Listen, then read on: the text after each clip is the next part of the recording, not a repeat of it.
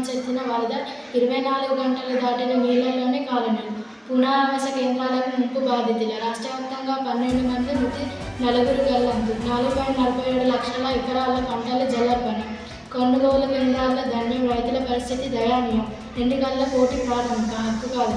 స్థానిక సంస్థల ఎన్నికల్లో 3 పిల్లల నిబంధనపై పిటిషన్ కొట్టివేసిన హైకోర్టు. తుఫాను ప్రభావిత జిల్లాల్లో యుద్ధ ప్రాతిపదికన సహాయక చర్యలు చేపట్టిన ముఖ్యమంత్రి రేవంత్ రెడ్డి అన్ని జిల్లాల్లోని కలెక్టర్లను ఆదేశాలు జారీ చేశారు. ఎలాంటి షరతులు లేకుండా విద్యార్థులకు సర్టిఫికెట్లతో సహా అన్ని పత్రాలు వాపస్ ఇవ్వాలంటూ పలు కాలేజీల రాష్ట్ర మానవ హక్కుల కమిషన్ జారీ చేసిన ఉత్తర్వులపై హైకోర్టు స్టే మంజూరు చేసింది. రాష్ట్రవ్యాప్తంగా వన్డే ప్రపంచ కప్ సెమీస్లో భారత్ ఆస్ట్రేలియాపై విజయం సాధించి ఫైనల్స్లో అడుగుపెట్టింది. ధన్యవాదాలు.